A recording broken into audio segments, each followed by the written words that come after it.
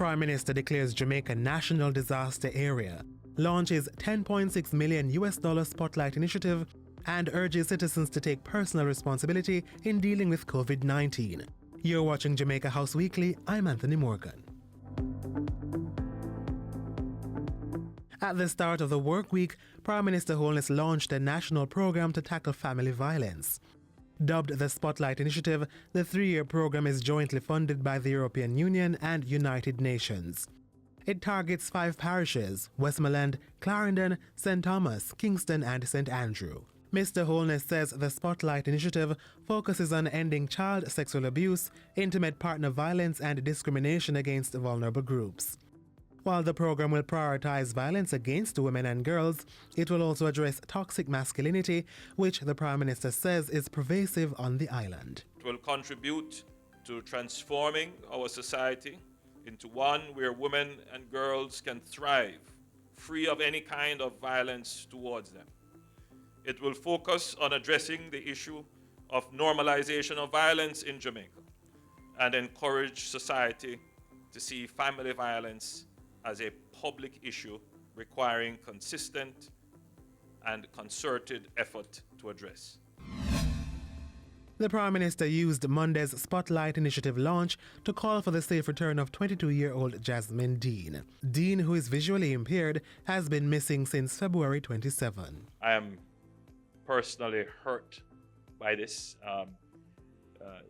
To think that something terrible could have befallen her, and we pray to God that that is not the case. We hope that some mercy could reach the hearts of those who have her in their captive, if that is the case, to release her. The entire Jamaica is praying for her safe return.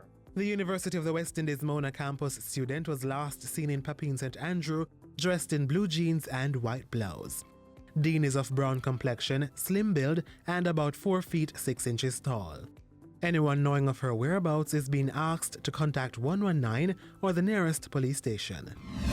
By Monday evening, the Prime Minister urged Jamaicans to stop the practice of panic buying in the wake of coronavirus 2019 or COVID-19 being declared a pandemic. He said he's been assured that there's adequate goods on the island to ensure there's a constant supply of necessary items at grocery stores. So I know that you will be hearing the message that you should be forward planning and anticipating and ensuring that you are pre-positioning and having the necessary supplies in reach of the island, should in case the situation escalates to the point where we would need to have such provisions made. Mr. Holness was celebrating Progressive Grocer's 20th anniversary at a banquet Monday. In the wake of Tuesday's confirmation of the island's first imported case of COVID-19, Prime Minister Andrew Holness reassured the country that all the necessary precautions were being taken to contain the spread of the disease. During Tuesday's statement, Mr. Holness said the government had suspended all non-essential travel and schools' participation in the pen relays were cancelled. He said information would flow directly to the leader of the opposition, where a parliamentary committee would be created to update parliamentarians. While expressing confidence in the island's medical professionals and the public health system, the Prime Minister said, "There is no need for panic, hysteria, fear-mongering, or spreading misinformation. This will only detract from the efforts of the government and redirect time and precious resources to correcting false information and resolving unnecessary disputes.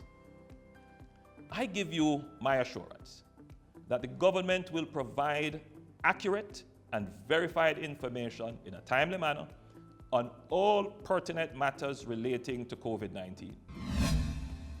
And in Parliament Tuesday, the Prime Minister told the House of Representatives that the Ministry of Health and Wellness had adequate supplies to contain the spread of the coronavirus. According to Mr. Holness, the Health Ministry has enough testing kits, medicine, gloves, masks, gowns and hazmat suits to last for a significant period. I am confident that all the protocols that have been announced, protocols for restriction on travel, protocols for testing for temperatures, for cruise ships that are coming and at our airports, the quarantine protocols, the isolation protocols, all of those are being followed.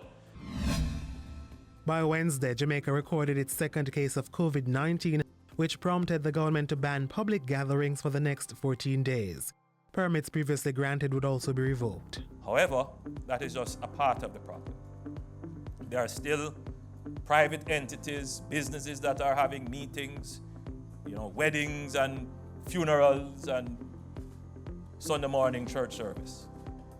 We're asking the public, and this is where responsibility comes in, personal responsibility. In these gatherings and events, we ask that you follow the protocols that have been established for personal care and hygiene. As of tomorrow, schools will be officially closed for a period of 14 days. We will review this decision after 10 days. Prime Minister Andrew Holness speaking at a March 12 press briefing. He said parents and school administrators would partner to ensure learning would continue online and through other means from home. By Friday morning, 6 new coronavirus 2019 cases were confirmed, 2 of which were as a result of local spread. At a press conference Friday evening, the Prime Minister declared Jamaica a disaster area under the 2015 Disaster Risk Management Act, the Emergency Powers Act, and the Public Health Act. Under those powers, the 7 and 8 miles communities of Bull Bay in St. Andrew were placed under quarantine. With the designation, the police is allowed to enter premises without a warrant, and a health officer is empowered to declare a person a prohibited immigrant.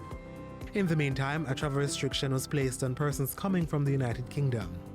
21 Cuban specialist nurses are set to arrive in Jamaica on March 24 to assist health workers, and retired health workers are being contacted to help. Access to Golden Age homes and infirmaries will be restricted. A water trucking schedule has been created to give more Jamaicans access within and outside of utility areas. And the Prime Minister revealed that a call center had been established for both reporting and getting information on the COVID-19. In addition to 8881-LOVE, persons are being asked to call 888-754-7792, 876-542-5998, 876-542-6007, and 876-542-6006. Emails may also be sent to covid19@moh.gov.jm or jacovid19facts@gmail.com. I urge you, ignore the fake news. Stop circulating the nonsense that is being put sometimes out there. Use your own sense of proper context. So at this stage, you can rest assured that this government is going to communicate with you.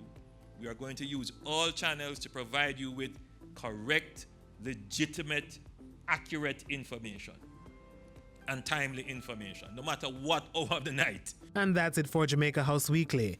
Be sure to join us again next time for more of the news stories coming out of the office of the Prime Minister.